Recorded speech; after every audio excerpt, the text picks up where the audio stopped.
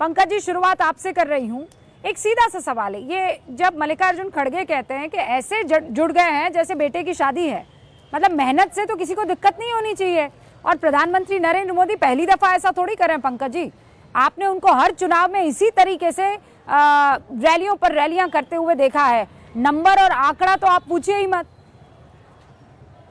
मैं तो कहता हूं कि सबको ऐसे ही जुटना चाहिए जैसे बेटे की या बेटी की शादी है। कांग्रेस को और विपक्ष को भी यही करना चाहिए। अगर नरेंद्र भाई मोदी कर रहे हैं तो कर रहे हैं, बाकी सबको भी यही करना चाहिए। लेकिन बावजूद इसके मैं ये कहना चाहता हूं कि जितनी शिद्दत से भारतीय जनता पार्टी और जेडीयू इस चुनाव में हर हथकंडा अपनाकर उसको जीतना चाहते हैं, लेकिन जो अंतः प्रवाह है बिहार का इस वक्त वो बिल्कुल उलट है, वो महागठबंधन के पक्ष में है। अब आप सोचिए कि एनडीए ने सिर्फ 5 मुस्लिम उम्मीदवार उतारे हैं, महागठबंधन के 31 हैं। एनडीए के पिछड़े और अति पिछड़े उम्मीदवार हैं 113 और महागठबंधन के हैं 136। एनडीए के दलित उम्मीदवार हैं 38 और महागठबंधन के हैं 40। भारतीय जनता पार्टी की सियासी रणनीति में मुस्लिम तो हाशिए पर है ही, दलित, पिछड़े और अति पिछड़ों को भी तरजीह नहीं दी गई है। एनडीए के 85 उम्मीदवार ऊंची जातियों के हैं, राजपूत, भूमिहार और ब्राह्मण। महागठबंधन ने सामान्य वर्ग के सिर्फ 43 लोगों को उम्मीदवार बनाया है, एनडीए से आधे। ये बीज गणित है बिहार का इस बार, और ये जो रणनीतिक गठजोड़ इस बार बना है उसके नतीजे अलग तरीके के आने वाले हैं।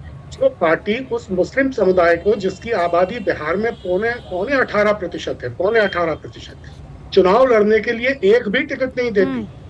पार्टी दलितों, पिछड़ों और जो अति पिछड़े हैं उनकी अनदेखी करती है। क्या आपको लगता है कि समावेशी लोकतांत्रिक व्यवस्था में जो बिहार यकीन रखता है, जो गौतम बुद्ध की धरती है, अशोक की धरती है, अजात शत्रु और बिंबिसार की धरती है, गुरु गोविंद सिंह की बार, क्या एनडीए के गले में जयमाला डाल देगी? ये है असली प्रश्न बिहार के इस चुनाव का। ओके, ठीक है पंकज जी, अब ये आपने तो सब बता दिया कि इतनों को दिया, इतनों को दिया। आप ये नहीं बता रहे हैं कि महागठबंधन ने यादवों को कितना टिकट दिया है, कितने यादव प्रत्याशी हैं? हाँ, यादव प्रत्याशी ज्यादा हैं, राष्ट्रीय जनता दल के यादव प्रत्याशी ज्यादा हैं, लेकिन वो पिछड़ा वर्ग है। अच्छा। पिछड़ा वर्ग है वो। देखिए बिहार में पिछड़ा वर्ग है तो पिछड़े बाकी नहीं है? नहीं, बाकी तो और अति पिछड़े हैं। पिछड़े बाकी वर्ग नहीं है, पिछड़े बाकी नहीं। यहाँ का एमवाई समीकरण जो है वो मजबूत रखे, लेकिन बीजेपी और एनडीए को जब अपना मजबूत जो वोट बैंक है उसे स्ट्रॉन्ग करना हो तो वो गड़बड़ी, और आप लोगों को सब जायज है भाई। अगर आपको तौलना ही है तो दोनों को एकदम बराबर तौलिए। और मुसलमानों की आप बात कर रहे हैं पंकज जी, तो मुसलमानों के लिए तो एआईएमआईएम ने सबसे बड़ा कटाक्ष आप पर कसा है कि मुसलमानों को आपने केवल दरी बिछाने के लिए रखा हुआ है। वो तो कुछ भी कहें, ओवैसी कुछ भी कह सकते हैं, लेकिन मुस्लिम समुदाय जानता है कि उसका असली खैरख्वाह कौन है। उसका असली खैरख्वाह भारतीय जनता पार्टी तो उसकी असली खैरख्वाह नहीं है। जनता दल यू ने दिखाने के लिए 2-4 मुस्लिमों को टिकट दिया है।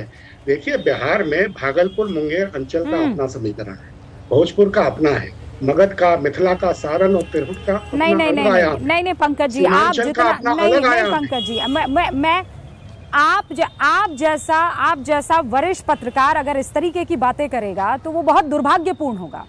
आप कह रहे हैं कि जाति को ध्यान में रखकर सारे वोट बांटे गए हैं।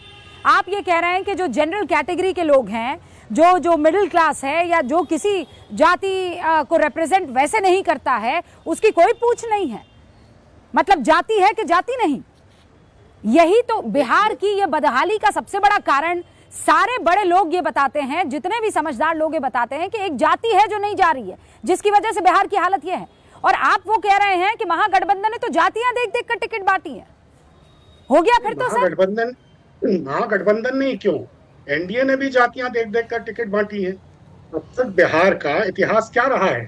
आबादी में सामान्य वर्ग का प्रतिशत है 10.5। अभी जो 2023 की जाति जनगणना हुई बिहार में उसके हिसाब से, और विधायकों की हिस्सेदारी का औसत रहा है पिछले 6 दशक में 34.25%। 10.5% पंकज जी, हिस्सेदारी की बात नहीं, 34 नहीं पंकज जी, आप नहीं, धराशायी हो जाएगा आपका लॉजिक। हिस्सेदारी की बात नहीं सर, हिस्सेदारी की बात इसलिए महागठबंधन नहीं कर सकता है, मैं आंकड़ा बता देती हूँ। 19%, 18.5 आप कह रहे हैं, मैं कह रही हूँ 19% मुस्लिम आबादी है। सीटें आपने कितनी दी है सर? महागठबंधन ने कितनी सीटें दी हैं? महागठबंधन ने 31 सीटें दी हैं।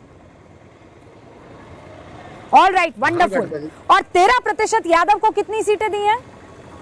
हाँ, यादवों की सीटें ज्यादा हैं, ये बात सही है, लेकिन वो राष्ट्रीय जनता दल ने ज्यादा कितनी, मैं बताती हूँ, छुपाइए मत पंकज जी, मैं बताती हूँ आपको। जो 18% मुसलमान है उसको आपने 30 सीटें दी हैं, है ना सर? 30, 31, अगर आप 31 करें मैं 31 मान लेती हूँ। और जो 13% यादव है उनको आपने 67 सीटें दी हैं। और फिर आप कहते हैं हम मुसलमानों के पैरोकार हैं, जिसकी जितनी संख्या भारी उसकी उतनी हिस्सेदारी। You fall flat on your face sir. कहां? सब झूठ साबित हो गया। और इसीलिए अब इस मसले को मैं आगे ले जा रही हूं, जातिवाद पर ही क्या बिहार में वोट होगा क्या? हर्षवर्धन त्रिपाठी जी। रूबिका जी, मुझे लगता है कि यही कहकर ये लोग इस पिच पर फंस गए हैं। जातिवाद पर वोट हो रहा है, इसमें कोई भ्रम है क्या? और इनको मुस्लिम और यादव समीकरण दिखता है।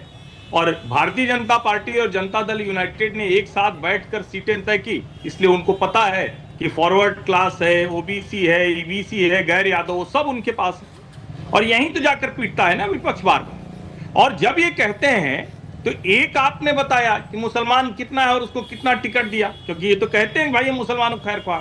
दूसरा भी बताइए रूबिका, बिहार में 35 वर्षों से 35 वर्षों से यादव, कुर्मी, मुसहर उन्हीं का शासन।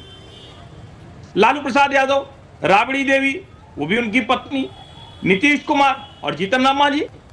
और उसके बाद अगर जब कांग्रेस के लोग जाकर कहते हैं कि वहां पिछड़ों को उनका अधिकार नहीं मिल रहा, भारतीय जनता पार्टी में भी कौन? डेप्यूटी चीफ मिनिस्टर सम्राट चौधरी, जिसको नीतीश कुमार भी कह रहे हैं बड़े सम्राट जी बहुत जबरदस्त आदमी, फिर भी ये बोलेंगे। और मैं इसीलिए कह रहा हूं, जो विपक्ष जहर घोलना चाहता है जाति का, दोनों का फर्क समझिए। जाति के नाम पर भागीदारी, सामूहिक, सामाजिक, लेकिन कांग्रेस और जो अभी जो बताया जिस तरह से ना, वो आंकड़े लोग सुन रहे होंगे तो हंस रहे होंगे। एनडीए और गठबंधन जब बता रहे थे तो लगभग वही आंकड़े दे रहे थे और कह रहे थे कि हमने बड़ा कमाल कर दिया। ये जो जाति का जहर घोलने की कोशिश है, इसकी वजह से इस जहर को बिहार की जनता बर्दाश्त नहीं करती है। 35 साल से इन लोगों को सत्ता का मुंह देखने को नहीं मिला, और फिर 2025 में वही होने जा रहा है, क्योंकि आपने अलग अलग लड़के टिकट बांटा है। बीजेपी और जेडीयू ने, आप चाहे जो कह लीजिए कि एक दूसरे की पार्टी चला रहे हैं, क्या कर रहे हैं, दोनों ने मिलकर समीकरण के लिहाज से टिकट बांटा है, इसलिए वो ज्यादा बेहतर स्थिति में खड़े दिख रहे हैं।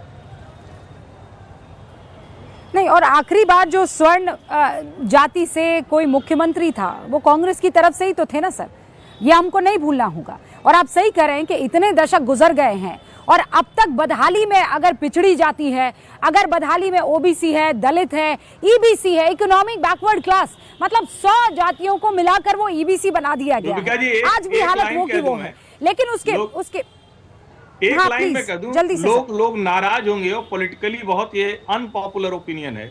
क्या यादव को पिछड़ा कहना ये उचित है? उत्तर प्रदेश और बिहार में यादव क्या पिछड़ी जाति में, पिछड़े उस समूह में शामिल होना चाहिए? और मैं तो अपने गांव से बताऊं, मैंने तो आज तक किसी यादव को कमजोर नहीं देखा किसी भी तरह से, और न तो कोई उसके साथ छुआछूत होता है, न ऐसा व्यवहार होता है। देखिए, एक जो सामाजिक स्थिति होती है उसमें लालू के कालखंड में बदलाव आया, और वो मैं मानता हूं कि जरूरी था, क्योंकि प्री लालू कालखंड में करीब 44% विधायक ऊंची जातियों के रहे। तब तक लालू राज में वो 44% से घट के 25% रह गए ऊंची जातियों के। नीतीश का दौर आया तो उसमें भी 26.5% ही रहे। तो लालू के पहले पिछड़े वर्ग के विधायक करीबन 29.5% थे। लालू के दौर में उनकी तादाद 43% पहुंच गई। नीतीश आए तो ये प्रतिशत थोड़ा गिरा, लेकिन 39% पे आके